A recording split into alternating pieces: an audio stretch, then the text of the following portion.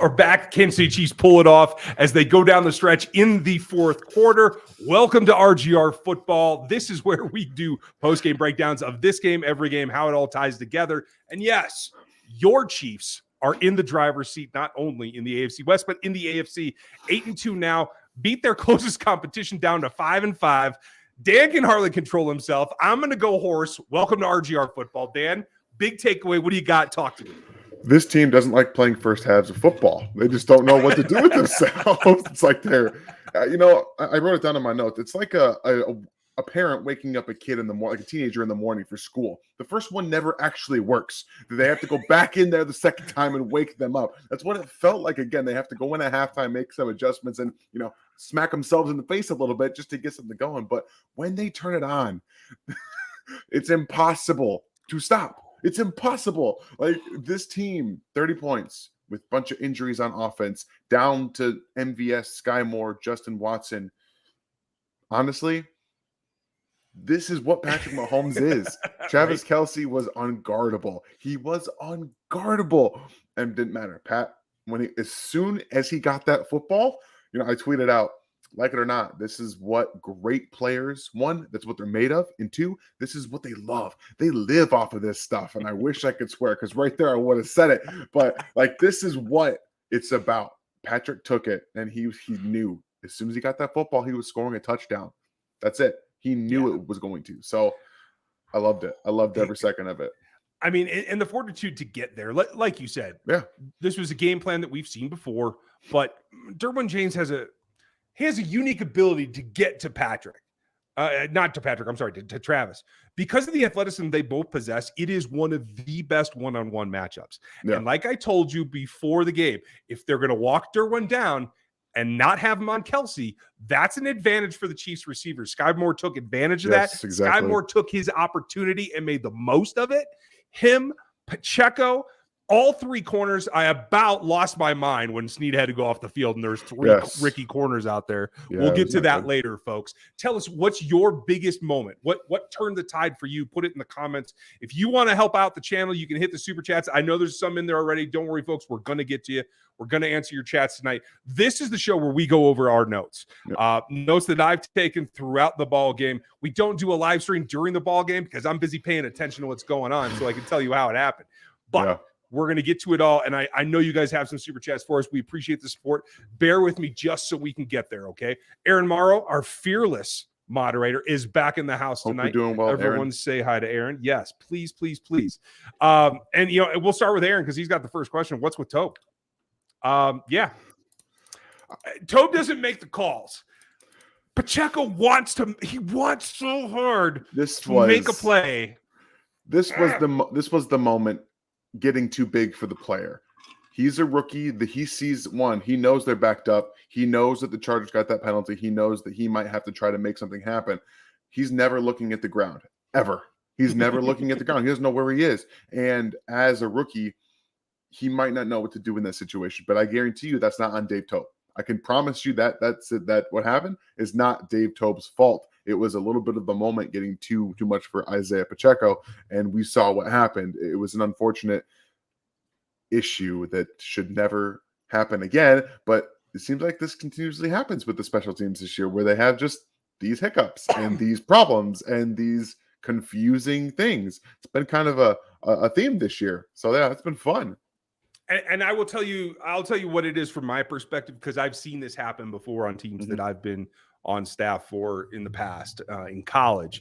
And it is really the fact that when you lose in college, you lose a senior or you lose an upperclassman at least that ties it all together. In the pros, when you lose your designated special teams guys that move on, with Sherman leaving last year, with Sorensen leaving this year, it reduces the experience level down on your special teams quite dramatically. And that's a lot of what this is. Yeah. And not that Dave Tobe is blameless, because it is his unit. He is responsible for this. But a lot of times teams rely on the veterans on the special teams to help actively coach through the young special teamers as well. So it is a group effort. I just think it's guys just wanting to make a play, wanting to make themselves felt in the ball game. And I can get that.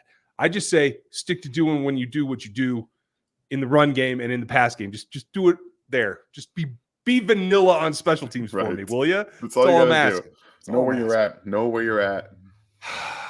I screwed this up on the Chiefs show, on the Locked On Chiefs show, so I'm going to start with it right now. Okay. Is Chris Jones the defensive player of the year? He should be. Without a doubt, he should be. It's probably going to be Micah Parsons, but I think Chris Jones is the best defensive player in football.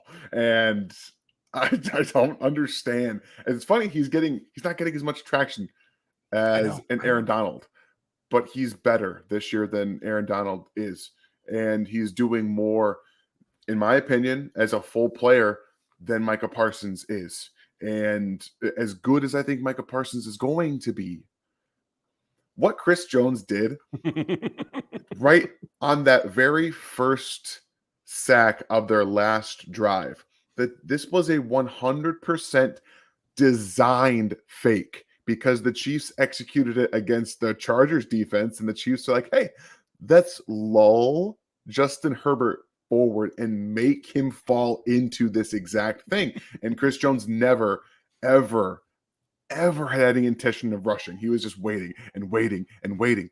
He's that good. And he was unblockable. You couldn't guard him on those last two plays either. He was unblockable. Down the stretch in games like this, when it matters most, you can't block Chris Jones. It's impossible unless you're double teaming him and you're holding him. It's impossible. He's a defensive player of the year.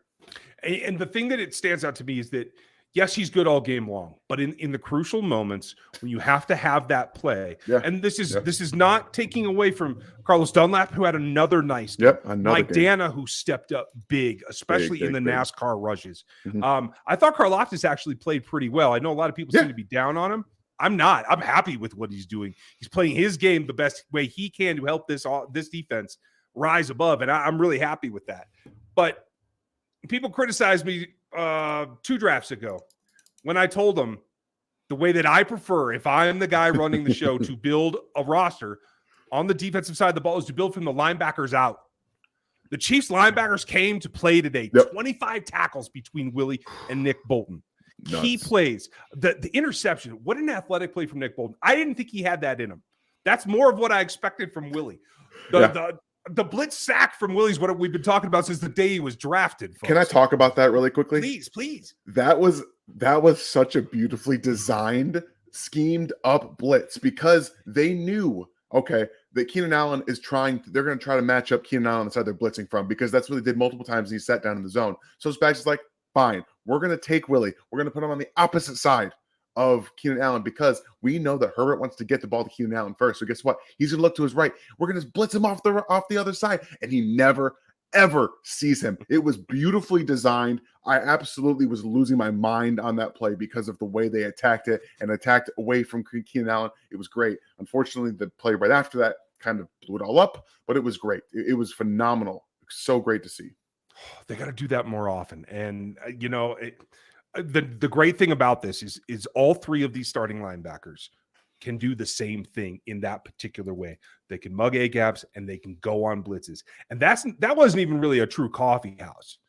Like, when they get to that level, second contract-ish, when they're that good, when they can actually turn away from the quarterback and make the O-line not just have not accounted for them, but actually think they're going somewhere else. That's when stuff gets real, and I'm really looking forward to it, because Leo Chanel, I think he's a puppy. He's still a puppy, but he's coming along, and you can see his teeth, and I like the way that that's coming. I'm really happy, and I know everybody's hyped about Karlaftis early and Chanel early, and then everybody got really pissed off that they haven't developed. They're going just fine, folks. They're going to be great players for this defense. I can't believe I'm defending those guys, because I was it's going to take a while. It's going to be fine, though. I'm really excited about what it's bringing. We're going to talk about the defensive backs here later. Willie's sack was one of the biggest plays for me. I'm trying to look at all my big, huge plays. The other one, and I have to say, catch of the night, you might disagree with me, but mine goes to Jody Fortson.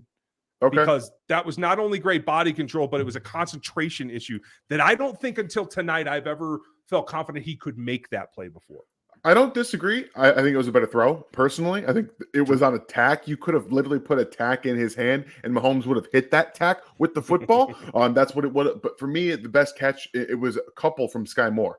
in key situations. Again, coming back to the football, beating Derwin James, just beating him. It wasn't even like I don't understand I don't know if you guys know how good Derwin James is. When healthy, he's a top 5 NFL football player on defense. He's a top 5 player. Yeah. Sky Moore made him look like a secondary corner. He juked him out of his shorts and just went, "Hi, I'm going to go over there, and there's nothing you can do about it." And it was You can chase me all you want. It doesn't matter. As soon as I get inside you, I'm gone, and there's nothing you can do. I think this was everything that he needed to get some confidence. And I've been saying this for a few weeks now. MVS has not stepped up when he's needed to. We've seen guys, Kadarius Toney last week, MVS, Juju gets hurt.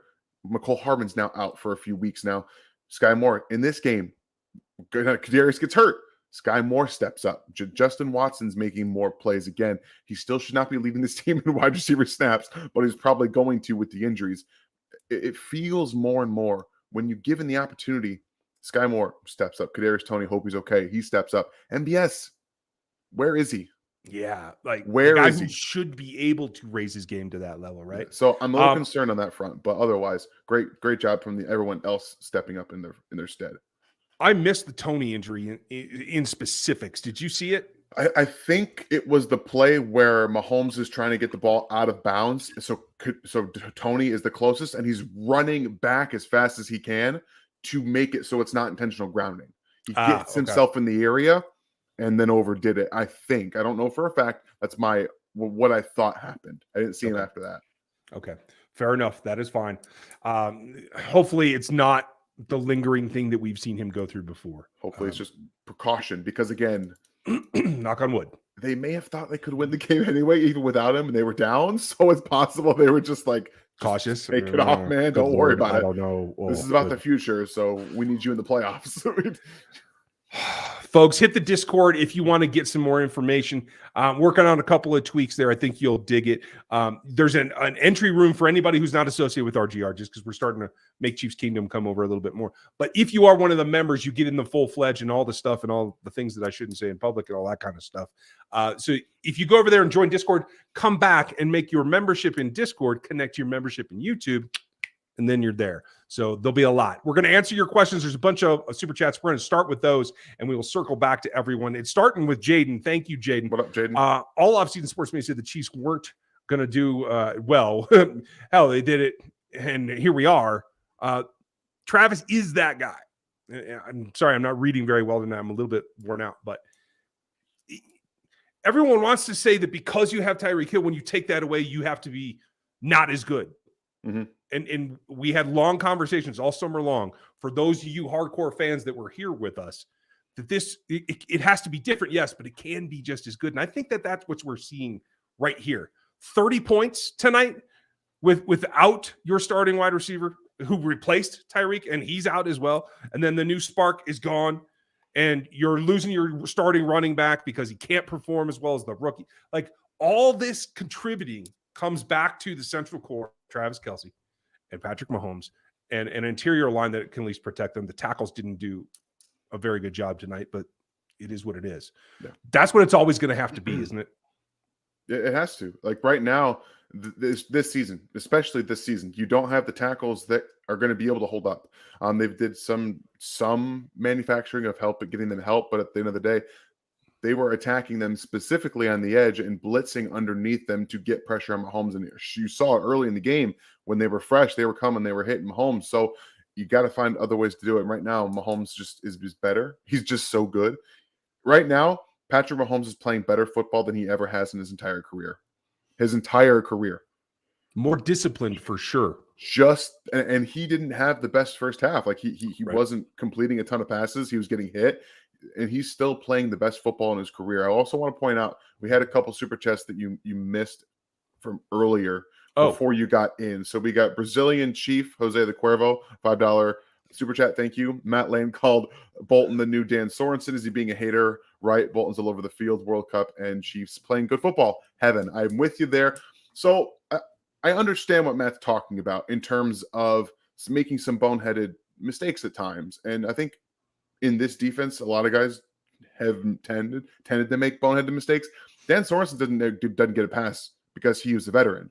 These guys are young players. They're going to make some mistakes. You kind of have to learn to live with some of them. And what you're seeing that you never saw from Dan Sorensen is they're learning in game and they're making better plays in game and to recover from those. And I think that Bolton, after his, well, let's just say, very inopportune penalty that you never have to ever take, ever. He played much better after that. You see Austin Eckler get around him, straight to the ground. To the ground. The dude didn't miss tackles in the open field against Austin Eckler. Very impressive. A couple other plays too. So I think for the most part, I'm with you that he's kind of being a hater, but also just in the motion. A lot of us tweet out in the moment and get emotional, and I do the same thing. And I know Matt does too. We all kind of do. So take it with a grain of salt, especially right in the moment, because we don't always mean everything we say on Twitter in that moment. We also have this is why I don't tweet. Yeah, right. I try to get better. We also have another one from Mayor James, Sly James. Appreciate you, $20 super chat. Appreciate you. I didn't see any question down here, but if you do have one, make sure to go ahead and let us know. That's all I got from Mayor. The ones before us. Awesome. Thank you. Yeah, because I totally missed that. Thank you all for your support. Appreciate you guys. And it looks like Brazil was in here. So I'm glad. I appreciate you taking us back to there to make sure that I saw him while I was sitting here. So I particularly enjoy Jose the Cuervo. Yes, I enjoy that. There's an old country song that reminds me of that. So if y'all don't know that one, go look it up. I think you'll enjoy it. That said, a lot going on. Dirty Hall had a good point. You need to stop giving me near heart attacks, and hope everyone has a good Turkey Day. Thank you, Dirty. And yes, have a great holiday. We won't have a stream on Thursday. We will have content up and around the holiday this week, you guys. But not live on Thursday. Everybody needs to be with their family there, including us. Agreed. So, it'll still be a good time though, and we'll have things prepped for you. Brandon, thank you, appreciate it. Mike Dana look good on the field this year. I love seeing Morgan a real chance, and I need to see more Fortson. I don't think I can argue with any of that, and I hope that it's not just Juju being hurt, maybe Kadarius being hurt. Like I think they both earned more tonight. The 13 personnel has to be a permanent installation in the offense. It can't just be a 1 or 2 play. You got to get 10 plays at least a week of 13 personnel. Switch out the wide receiver if you have to get everybody involved. But they actively have to use it more because you can exploit so many defenses with it. You can throw out of it. You can run out of it. You can get that third, not very good linebacker on the field, and you can throw at him. This is something that they need to do more of. So I'm with you there. Mike Dana's, come on down. As an interior pass rusher, he has been excellent this season. And I think it goes to show you that last year in Michigan is exactly why they took him. They moved up and took him in the fifth round when most people thought maybe he wouldn't get drafted. This is a player that's starting to hit his stride in this defensive structure with the way they're moving guys around and getting him on the inside against guys that he can overpower. I'm very happy as a guy who enjoyed Mike Dana coming out. Saw some of his reps at Central Michigan first before he went to Michigan. So I'm real happy about what I'm seeing from him. So yeah, hats off. And if you're concerned about George Karlaftis, this is where I will tell you, take a breath and watch Mike Dana's progression, because I think that's where George is going to be. He does 100%. What he does very well, pushing the pocket, using his first step explosion, coming off of it, handwork, getting better at taking leverage against the offensive lineman. I think that's going to come for Karlaftis as it has come for Dana. So I think we can see that path, that runway that's going to get us there. So I like the fact that that's a very nice pairing for a guy that Dana played mostly on the edge at Central Michigan, right? It was only that he went inside when he went to the blue. Correct. Okay. I think that's a great transition. Great. Brandon, thank you for the support. Appreciate you, buddy. Zach, thank you. Appreciate you. Really glad we had Frank tonight. We don't get to say that very often, do we? He made an impact. He did. He made an impact, and he wasn't getting the sacks, but he was helping create some of these sacks. Yep. I mean, and even just, that last one where Herbert was flush, he at least got his paw up there. So Herbert had to hold the ball because he didn't want it deflected. Like, that's a savvy veteran play that helps the whole thing work. So Zach, thanks for pointing that out. I appreciate it. Nino, thank you. Chris Jones, defensive player of the year. Yep. We can't argue it. Anybody that's before the season or even in season said that the Chiefs might not have Chris Jones on the roster next year. Sorry. No. He will be a Chief. He needs to be a Chief for life. I don't care. He will be now. Especially when they see that their calculations at edge have not necessarily worked out. And Karlaftis will become a player, but they still need another one. And so you have to have Chris. There's no way around that. And I think as the cap changes here in the next 2 years, I think there'll be room, and I think they'll be able to get it done without sacrificing the whole roster. Yeah, I'm with you. I'm confident in it. Donnie, thank you. Mike Dana deserves all the love. All of it. Every last drip. I like that. Great to have him. And you're absolutely right, Donnie. Jason, thank you. Nice to see you back. We were live at the same time as Cole from, Well, Cole's like on 17 hours a day. So like it's pretty likely we're going to be on at the same times. I don't know how he does it. I can't watch a ball game and stream at the same time. Like I have trouble doing it in the draft, let alone a ball game. Right. Like you guys cannot hear me cuss and throw things live. I promise. It makes it so hard to choose. Well, thanks for coming over, and we appreciate the support, buddy. Tony injured. Should we make a play for OBJ? Can we afford OBJ? I think they still have to make a play. Evidently, he's lined up a couple of visits, and the Cowboys guys are pushing him hard. But it's not surprising. I don't think the Cowboys have a championship in their future, and I think he realizes that as well. Everybody knows, one, OBJ was watching this game tonight. He was watching the game. And the Cowboys blew out the Vikings. We all know the Vikings were just kind of fake. I mean, that game wasn't close. The Chiefs got challenged in division and responded in the second half of Patrick Mahomes.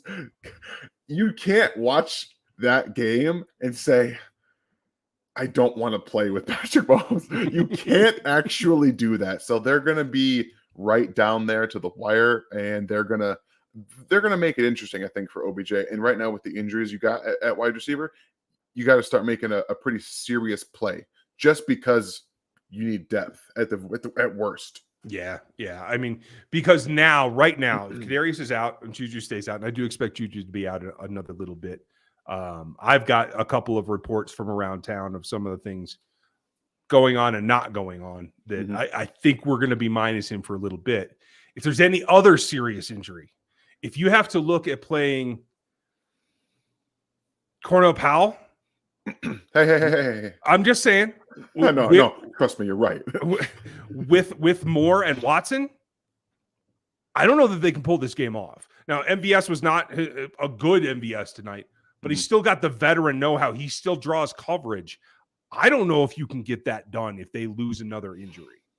You're probably not. You're not wrong. Honestly, as much as I loved seeing him brought up, I love seeing Cornell Powell make the roster finally for the first time in his career. He's not somebody you want to have out there if you're not blowing out the team.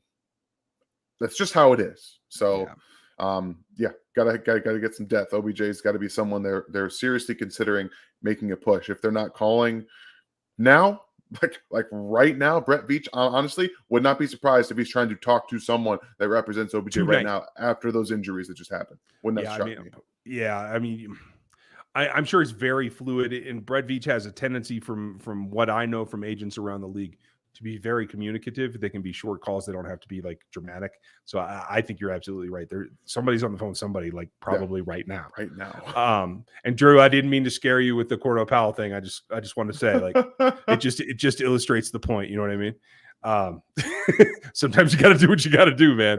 I'm not all for it either, but you got to you got to have three receivers to play a ball game. Although I will say this. Jody's first target was out of a wide receiver. Out wide, baby. I'm comfortable with that as well. I watched a lot of his film coming out as a wide receiver, so I'm definitely comfortable with it. Rust asked, been asking for 3 years now, how do you think about CEH? I mean, do you want us to pat ourselves on the back? We both threw a fit that they drafted a running back in the first round. Yeah, I don't know what else you guys want. I don't either. I don't want to be a jerk to CEH because it's not his fault he was selected too early. Like, part of what he hasn't lived up to is because the expectations were so big for being a first round pick. He shouldn't have been there. Yeah. But I will say this: I don't think he's done in Kansas City for this season. I think he's down. I think he's got to show more. Hopefully he can react to this in a positive way. The way Pacheco runs, it's the effort and the how hard he runs. Anybody can do that. You just have to decide that you want to go out and do that. And I don't see that from CEH. Well, specifically, CEH can't lift his knees as high as Pacheco, so it's not possible for him to look like he does when he runs. But I've said it most of the season. Coming into, I thought he'd have a very good year, and we saw early on they were actively getting him involved. He was an efficient player. They were throwing him the ball, and then the offensive line doesn't block a ton for him. They make the switch to Pacheco, who is the more explosive player, no question, but this has been everything that we've talked about. Like, I didn't want them to take a running back in the first round.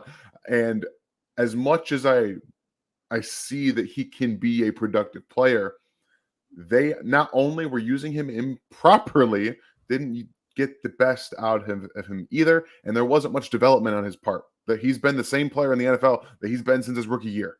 Yeah. And that's not great. And I know you were pumped for him preseason, that you thought he could take a step forward. I thought it was a possibility too. Clearly, I don't know what the disconnect is, but I would have hoped that another young back like pushing him would have kicked into gear by now. I don't have an explanation for it. I've never spoken to him myself. I have spoken to a number of the Chiefs players, before they came out, Senior Bowl, that kind of thing. But he's not someone that I've ever spoken to. So I don't have a good personal feel for what kind of guy he is. That's really what it comes down to. So let's see. We'll make sure we get all the super chatters done. We've done a lot of the other questions here as well. Rev, thank you. Yeah, absolutely. I'm glad to see it. And I think they got to give him a steady diet. I think that's probably what we're going to see as well, especially with the injuries. Full list. Jace, thank you for the support. I don't know if I can give you a full list. It's a long one. It's Juju and Kadarius right now at wide receiver. Noah didn't leave, right? No, Noah didn't, but I know Juan did. Juan did. CH did. Snead came back into the game, so I think he's okay. Let's see, who else? I think that's everybody. That's everybody. Yeah. Okay. That's a lot, though. Let's hope. Yeah, that's enough. Dirty, what do you think of Burton returning kicks? Hey, you got to do what you got to do, man. And he thought for sure he was going to house that when he got it. Yeah. He was like, I'm going to get this thing out. like I don't have the heart to text him right now and just be like, man, you were so close. But next time he comes on, I will definitely have a conversation. That's funny. About it. Hey, anything you can do to get Mike more involved, I am for, period. I don't care what it is. Let's see. Next one. Tom, thank you, buddy. It is a great win. Pretty complete game. Typical AFC West battle. Yeah. 16-87, 15-87, I'm guessing. We just need to be thankful for such play. This is a defense I was hoping for. I think you're right. And Tom, by the way, that new base of yours is bad. I dig that. I'm going to have to get you some pictures of one of mine too. Very similar. But that's the thing is I got to stop. I got to stop doing it. I have to tell myself, dummy, it's not going to be a 10-point game anytime these two teams play. Keep it tight. Don't be stupid. I make some bad calls in my predictions sometimes. I thought 8, man. I was like 28-20. I could see this happening. It was close. If McKinnon doesn't fumble that football, my prediction is very close. It's 30-20 at that point, but here we are. You eke out the win 30-27. It is what it is at the end of the day. I really feel like not just Brandon Staley, but Joe Lombardi, they play their best football against the Chiefs. Their best football, offense, defense. They just seem to have, I don't know what it is, like blinders on for the rest of the NFL. Like this offense has been awful. Yeah. And granted, Mike Williams and Keenan Allen were gone, but Mike Williams played a series, and Keenan Allen was on a pitch count, and they still were able to move the ball pretty effectively at times, run the ball well in the first half. So I don't know what it is, but it really is that playing the in division, each other so well, and he's dialed up the blitzes against this offensive line very, very well. So I give him some credit there. He's figured something out in that regard, but you can't. There's one thing he hasn't figured out: how to stop Patrick Mahomes in clutch time, because you can't, baby, can't do it. Not getting there. Everybody say hi to Big Chief Sean. He is back. Up, it's nice to see you. Tom, thank you for your support as always, buddy. Very much appreciate you. And I think you got another one in here. I'm going to run down, make sure we covered all the topics. Austin was talking about MVS. Yeah, I mean, he's not coming into his own yet. Is he still ahead of some of the young guys? Yeah, I think so. But you can see that he's heading towards a 5, that kind of thing. Yep. Great new defensive line coach. Absolutely, Terry. I think he's made the difference. I thought Colin had a couple of nice snaps today. I thought Noddy played better than he has the last couple of weeks tonight. Yeah, a little bit. The interior run defense was not great today. No. It was not good. Marxist is talking about being concerned about Tony. Yeah, and that's fair. Let's hope that it's not anything significant. I hope so. Brett, that's a great question, Brett. I think it was anticipated because of the lack of wide receivers. I think it has to remain a staple. They ran 23 run calls tonight, not Patrick scrambles. Those are out of there, versus 38 called dropbacks. That's pretty good balance in my mind. That's about, I think it was like 43%. I love that. That's even more than I demand. Like I'm happy at like 38, 40%. And look and Pat still threw for over 320 yards. Right. That's the key, is you have to still be productive with the limited snaps you're giving your offense to throw the ball. It feels like, and again, they came out and said, we're not going to run the football. They did. In the first half, they said, we're not going to run it. And they didn't. They just, I know they won, guys. I know they won. But this team is so frustrating at times. Like when they got challenged in that first half, they went back to their RPOs and keying in on Travis Kelce. And they didn't, second and short, they were like, we're going to throw it now. Run the ball, guys. You just got 7 yards on first down. Just do it again. And they're not going to. And you saw in the second half when they started to take those second and shorts and run the ball and have success. Guess what it did? It brought guys into the box. And then they threw the ball behind them. I'm just saying, it's not rocket surgery. It's not rocket surgery. Sometimes you can overthink yourself because Patrick is so good and Andy Reid is a Hall of Fame coach. Don't think too hard about it. Do the things that work until they don't work anymore, and then do the other things that work. I agree. Like Andy doesn't want to overuse something. It's in his nature, and I'm just like, man, they can't stop you. They can't. Just do it till it stops working, man. Yeah. Just do it. Holly, you have a great point. There were times that felt like a 20-point lead, not a 4-point lead to me, just because of momentum and everything else. As much as we try to be analysts first, we get emotional about these things as well. You guys did not want to see me in the first half. I can only imagine. I tell you right now, you did not want to see me in the first half. Jordan, it does feel like that, particularly this year, but in general, it has felt like that for a couple of seasons. I think right now it's because of all the rookies playing. I think that will start to pull itself around. I mean, think about where we were 3 years ago when L'Jarius Sneed was not this player, and look what he's become. Yeah. I think McDuffie has as good, if not better, an arc ahead of him. He wasn't really targeted either. Yeah, I know. I found that interesting, right? He did miss a couple of tackles. He ended up in my notes for a couple of bad things tonight, but hey. He got absolutely juked out by Eckler in the open field. Hey. I was like, okay, welcome to the NFL. Welcome, ding. That's in my notes. It's like you're reading it from here. I thought Josh Williams had to come back down to earth. He had a rough night. And I know people are super big on Josh, and so am I. This was one of the things that it was the little things that defeated him on routes tonight. I mean, and you could see that his mentality just still isn't there. When that big play happened on him, he just got up. Yeah. Because the receiver fell on the floor. He's still playing like it's college. Like, oh, he went down, so he's down. No, the play ain't over, bro. Go tackle him. So it's going to come. I'm confident in him. It's just going to be a little bit. Let's see. Pacheco, I think we covered him. FLDB, what do you got? How is it the Chiefs can make 3rd and 17 look like 3rd and 3 so consistently? Is it bad that I feel better when they have like a false start and they get 5 extra yards? No, I feel the same way in the red zone. Like when they're on like 10-yard line and they get a penalty, I'm like, okay, that's fine. I'm good with that. Like there's just something about it. And again, that's played specifically when the one that goes to Justin Watson on the inbreaker, that dagger concept where they take Sky Moore and they say, run down the seam.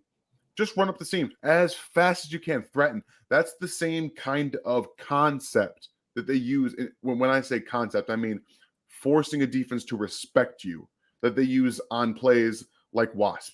The reason that Wasp worked was because Sammy Watkins ran the absolute hell out of that dig route. He ran the crap out of it, and he forced the defensive guy to respect him. Sky Moore ran up the seam and they forced the defense to respect him so they can run this in-breaking dig across underneath it. And Justin Watson gets it for a big play on third down. When you can do stuff like that play probably earns Sky Moore more playing time than his catches because of him selling it and getting that first down for Justin Watson. Those little things do a lot. Yeah, I mean, and it just goes to show that there are stars in this game. But it's a team sport. Mm-hmm. You can't do it without everybody else. And the better you do the things when you don't get the ball or you're not getting the ball, the better it helps everyone else do when they do. It's why one of the reasons I love this sport so much, because you can't get everything done without everybody else. Man.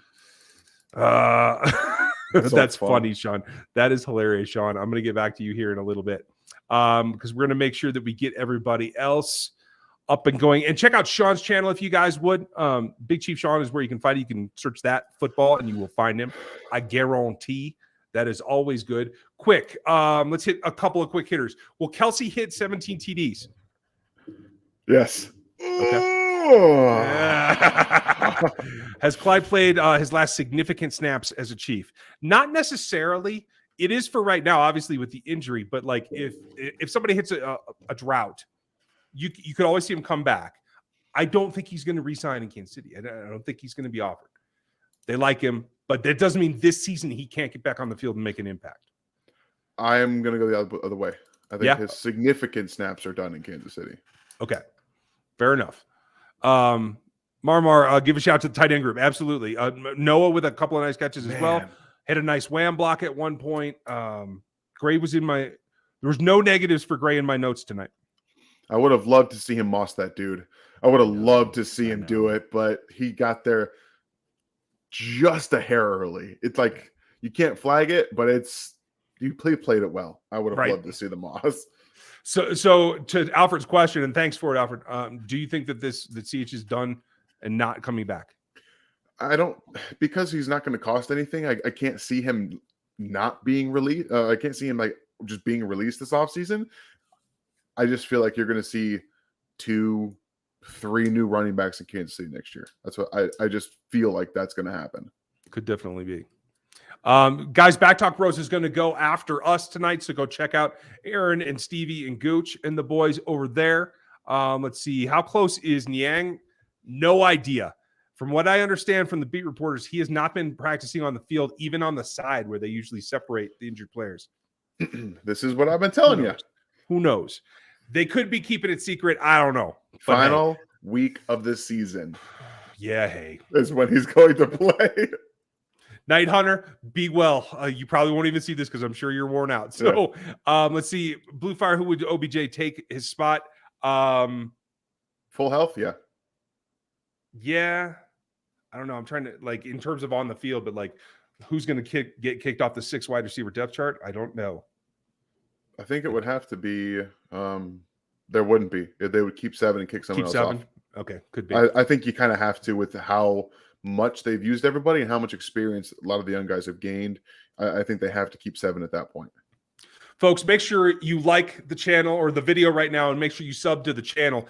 Dan's going to answer this next one because I am a little bit biased, I have to say, and I have a camera battery that's about to die. So, Dan, take it away. All right. Kwame Poku, thank you for the question. Thoughts on Brian Cook's development? Like Brisker in the draft as well, and he seemed to be thriving with more playing time. It's hard to know in terms of his actual development. I want to see this all 22 because he did get more playing time with Juan Thornhill hurt. I want to see what he was able to do coming down. I think that he's been okay. I think he's since early in the season, he's been a better player, a more sound technical player, getting in his drops, not getting overconfident and coming downhill and missing tackles. You're really just kind of seeing him around the football right now, which is good. You want your safeties to be around the football. He's not like just out there missing tackles and playing poorly in coverage.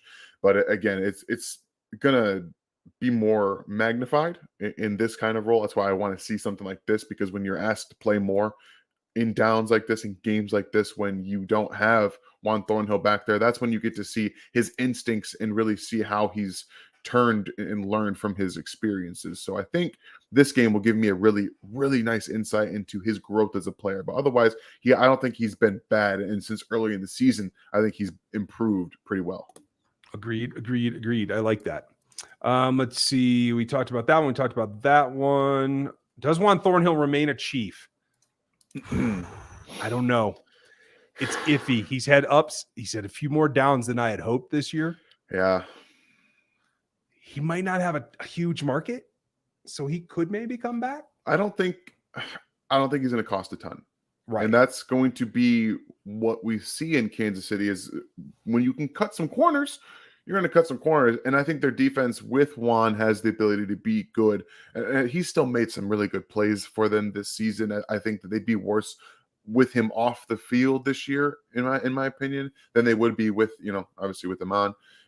And at the end of the day, they're still going to draft a safety. They're going to be drafting a safety this year. Probably, I would, again, think with a day 2 pick, you're going to see another safety. I know the one I want.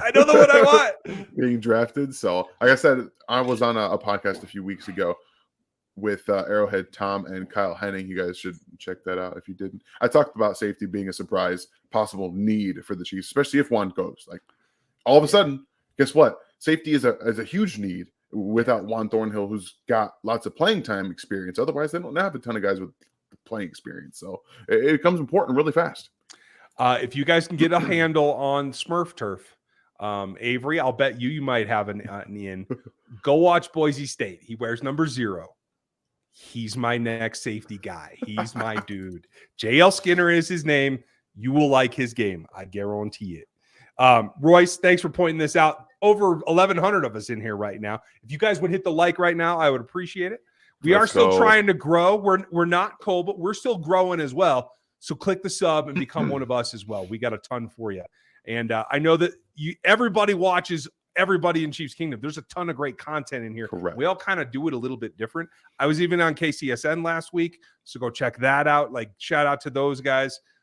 We all bring a flavor to it, and it's all for you guys. So thank you for giving us all enough views that we can keep doing this. So yeah, right. It is very much appreciated. Now back to Tom's super chat. Thank you for you, buddy. Thanks, Tom. We need to keep our eyes on the prize we're playing this season for. Do you think who do you think are the biggest threats in the AFC going forward? Who would you say? Oh, I mean, it's still the Bills, but I don't know. But they're drunk. I don't know what's going on. Actually, I do know what's going on. The Bills are giving themselves a handicap by not resting Josh Allen these last 2 games.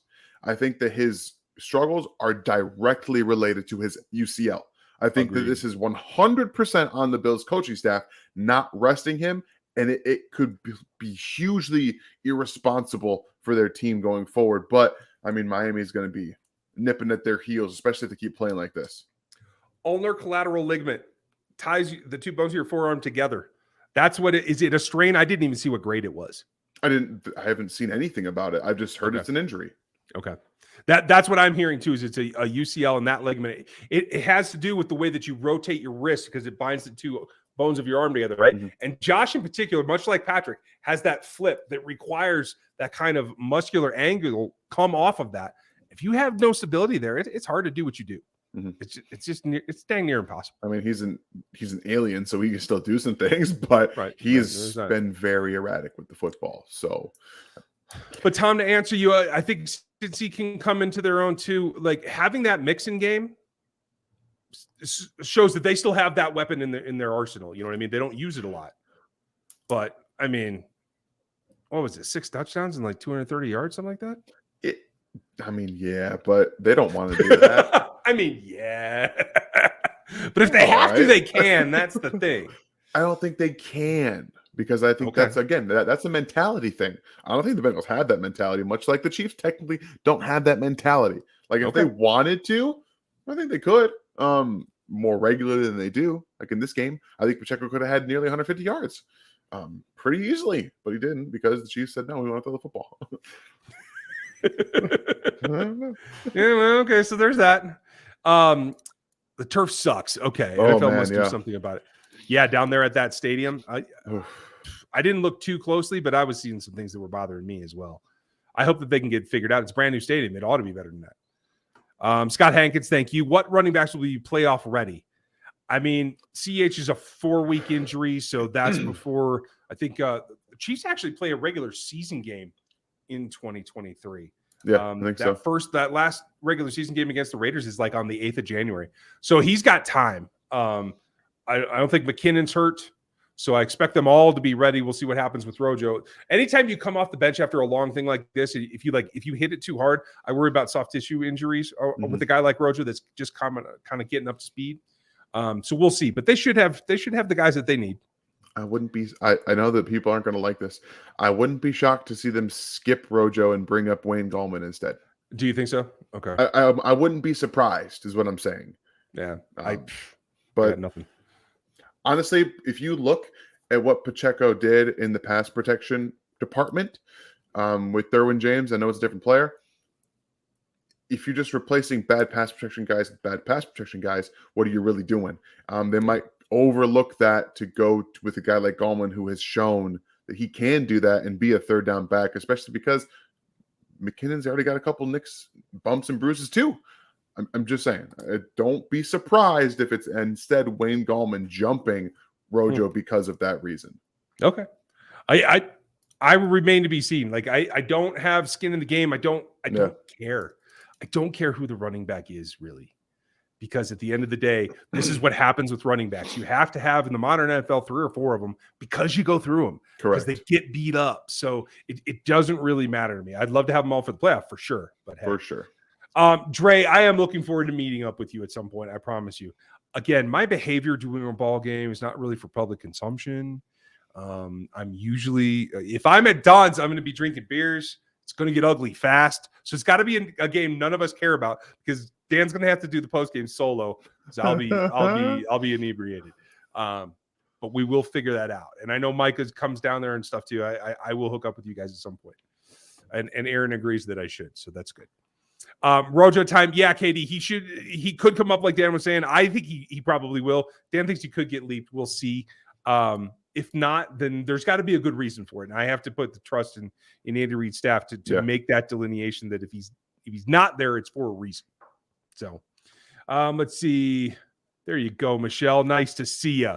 Love it. I like Raleigh. I got some friends out there in Carolina, and I always have a good time when I show up. So cheers. What do you think of Sky? I think this is this guy that we were hoping to get 3 or 4 weeks ago at mid-season, but I'm okay. Like, I think he's got more to offer. And that play against Derwin was one.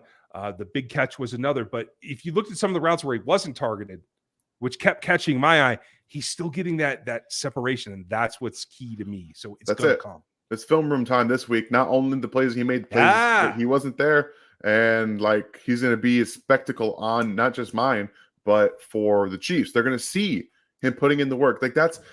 I know everyone's frustrated with Sky Moore not getting involved early in the season, but he was making mistakes on the field, causing interception against the 49ers. This game, he moved forward in his mental progression. It was not only a game they needed him to, but he started. When the game starts to slow down, you can see it happening on the field. Right now, the game is starting to slow down for Sky Moore. It is such a big leap from Western Michigan right to the NFL, right into the fire. Like, it's such a big leap. Game is slowing down, and specifically when you're matched up with one of the best players on defense in the NFL, in Derwin James, and you make him look bad, that's a slow down moment for you as a player. It just is. Yeah, I mean that's more confidence than we can really express to you guys for him. Because I mean, when you hear Travis say the things about James that he says, like that should give you an idea of just how good that is. Sean, you're on fire tonight, brother, and I just wanted to put this up in media for a little bit because somewhere McCall is throwing a bowling ball at his television. I think that was just a still frame image that he picked up off of Twitter and was just throwing around. I don't think he actually did it. Obviously, I'm not there, so I don't know. But I think he's just messing around. I hope so. He seems to be in good spirits about a lot of things, so good for him. I think he feels like he's going to get paid in the offseason. It's just going to have to be somewhere else. Kenneth, thank you very much. Did they throw it at McDuffie tonight? Dan, you didn't think so, right? I didn't see a ton of it, maybe once or twice, but I did not see him get actively targeted in this game. But we'll go back. We'll see. Again, all 22, I can never the first half is pretty much a blur to me. I don't remember almost anything that happened in the first half except for the struggles. But we will reevaluate. I'll watch the game back through probably on all, not just all 22, but this probably tomorrow. I'll probably watch it on the broadcast again because I'm a degenerate. So there's that. That's all right. We'll go with addict. It's fine. I like degenerate. It's okay. I thought I saw one target, but Kenneth, we'll check it and we'll get back to you later this week. Dre, good to see you, dude. Appreciate you, Dre. Yeah, it is. Chiefs Kingdom is a fan. It's the way that it works. You don't get this in Broncos country, let me tell you, because I have family members that exist in that fan base, and good Lord, it ain't the same. It is not the same. Let's ride. Woo. Yeah. With Spags playing single high, what's with Spags playing single high on third and forever? That's what Spags does. He's going to bring pressure. Anytime it's going to make the quarterback hold the ball a half second longer, he's going to send pressure to try to meet that. It's the one gripe I have with the second half performance. I don't care if you want to play single high. Get Trent McDuffie over there. Get L'Jarius Sneed over there. Don't put one of the best route running receivers in the NFL. And the way that he made Josh Williams think that he was running faster than he was brilliant. It was brilliant. I can't. Just the push-pull. He did a defensive end move, guys. He did a defensive end move and push-pull past Josh Williams. That's next level stuff. I don't want to see Josh Williams in that spot. I want to see L'Jarius Sneed. I want to see the safety shaded. I don't care who else. If somebody else beats me, fine. Okay. Yeah. Fine. Well, and kudos. I heard on the broadcast, Matt Derrick confirmed that as well, that L'Jarius Sneed asked to go cover Mike Williams tonight. Love that. Like asked for that assignment because he's the guy who's been the thorn in their side. I mean, that says all it needs to say, Gary. And so for me, yes, 1,000 times he's eligible for an extension after this season. I signed him the day that it's done. Period. Do it. Like, I get it out of the way because he's only going to get more expensive. Every frame of film that somebody watches in the offseason is how more expensive he's going to get. It's just going to be a ticking clock. And I'm not. No, I'd rather pay for it now than later. So I'm with you. Todd, absolutely. We'd like more of Jody. We agree around here. Tom, absolutely. Yeah, I'm down to do Waylon whenever you want, buddy. My all-time favorite. Thanks, Russ. We appreciate you. Anita, is this the end of Tony? No, I don't think so at all. The questions, I think we're going to find something out really, really interesting. And you guys hear me talk about it all the time.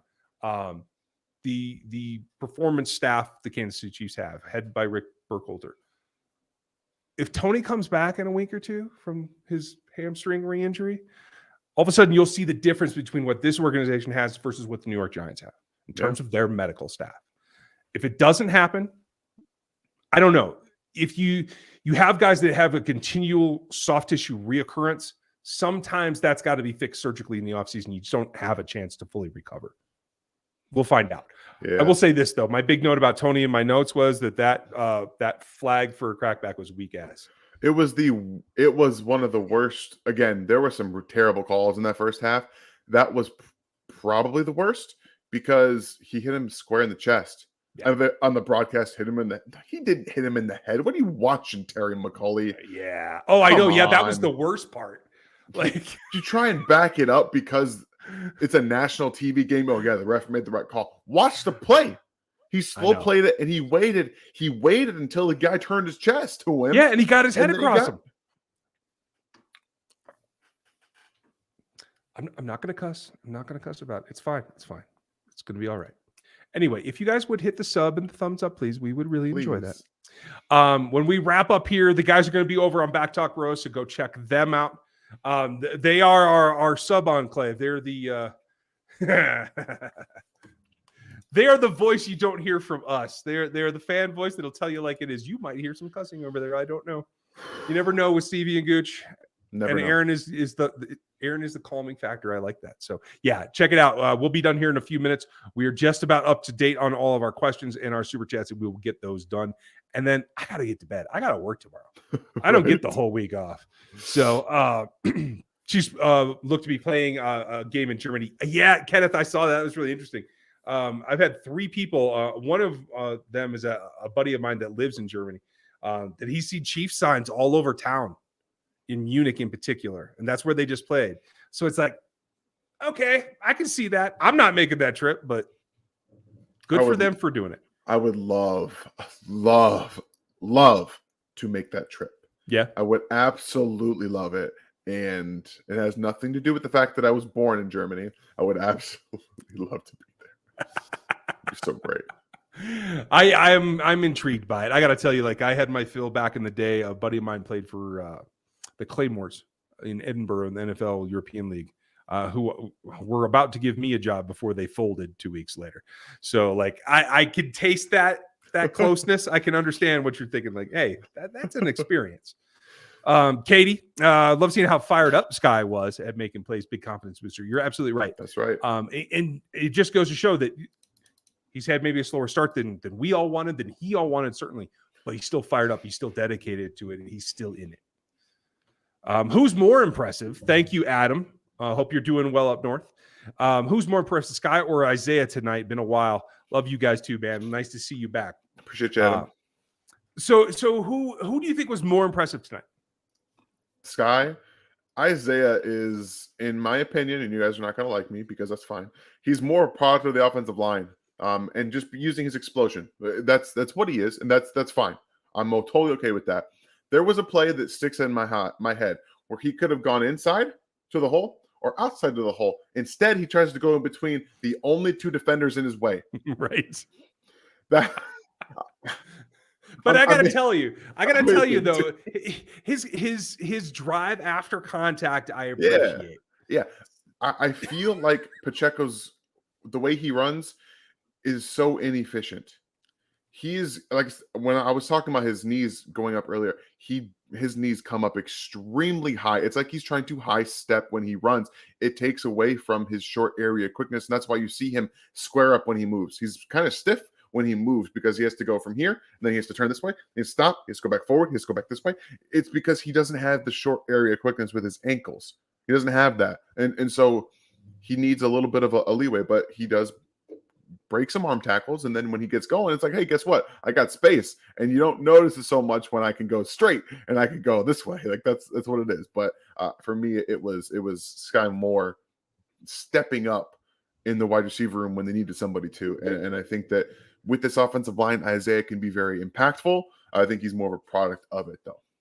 Okay, hey, that's fair. I'm a little more. Hey, he did a lot of that himself, but I agree still that Sky's individual performance tonight, I felt was bigger, especially for the leap that it was moving forward. So yeah, and that's all right. That's the way it comes down. Let's see. I think we have got all the super chats here.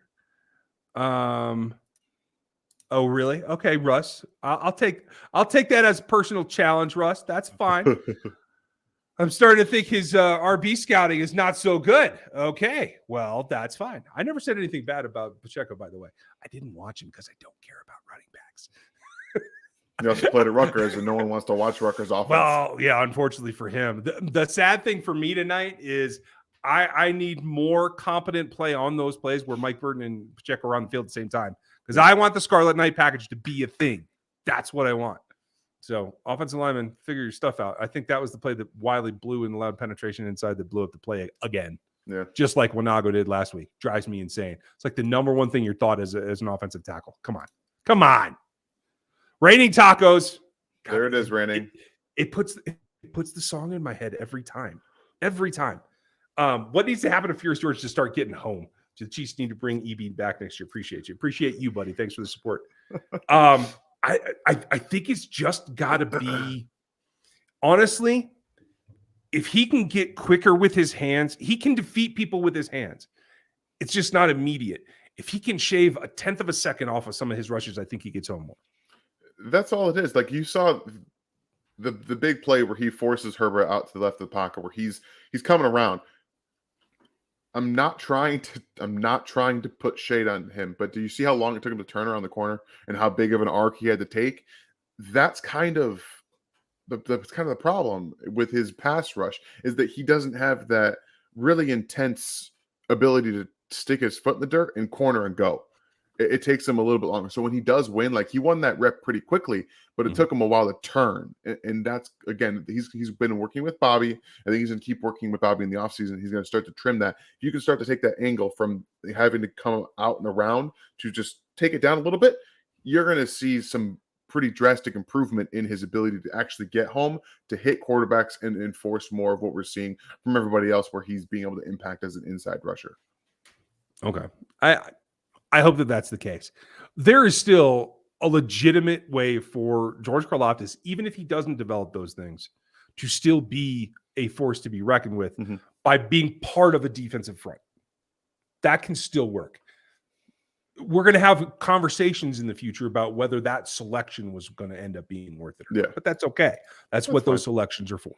So Taco, thanks for the support and glad we got to you. Sorry you waited so long. Sometimes I just get behind, man. Especially on an hour stream like this, I can get behind real quick when we start talking. So sorry. Kevin, thank you for the support too, buddy. When do you think Juju will be back? Seems like it's more will be more likely week 13 against Cincy. I think that's a safe bet. Like if they feel that they want to be overly cautious, I'm perfectly fine with that. I haven't heard anything. I've had confirmation of how he's progressing at all. The things that I have heard are the things that he's missed in the meantime. So I don't know what the progression is. That's really what's going to control when he's able to get through the protocol and get back onto the field. So just keep your fingers crossed. That's what I'm doing. I hope that he can make it over there pretty quickly. Yeah. And Russ, we do see that you meant me, that I don't know how to evaluate running backs, and that's fine. He accidentally said you and not me. Oh, okay. Oh, I feel much better about that now. Thanks. I'm sorry. Hey, again, running backs are running backs. There, yeah. Get a good line in front of them. They'll be fine. You need a stable of them, yeah. And a lot of guys with a good line can gain plenty of yards for you. So I actually prefer it that way because I think the investment is more about what the payoff is that way. So, but yeah, certainly against Cincy, now that they're past the Chargers, Cincy was the last team on the schedule that I think is a legitimate threat. So, and that's when Jamar Chase will be back too. I can tell you right now, that's when he'll be back. I can he ain't gonna miss that game. I can promise you he'll be playing that game. Yeah. I mean, that's just a desire thing. Speak it into existence. That's exactly what he'll do. FLDB, thank you. And everybody give FLDB a hand in here. Aaron for being the moderator. Frankie for setting up the Discord and helping us. We all put a lot of effort in it in the beginning. Stevie and Gooch and Aaron and I, none of us knew what we were doing. He does. So say thank you. Are the players finally going to vote Patrick into being the number one player in the NFL? I hope they don't. It drives Give me this man. Patrick every single year. It drives him. Let's get a petition to never let Patrick be the number one player in the NFL in terms of those rankings. Get that petition going. Yeah. A slightly pissed off Patrick Mahomes works for me every time. Appreciate you, Russ. Every time. Appreciate you. I know it's all fun and games. Yeah, hey, everybody has a take. Thank you, Aaron. Appreciate that. And everybody's been on fire tonight. Keep Patrick petty. I like that one, Drew. I might we're gonna put that on a shirt. Sorry, I'm writing it down. Hold on. Write it down. I'm sorry to let one slip there, folks. It is, after midnight. So I was about to say it's midnight, bro. Nobody's listening now. I am literally writing that down.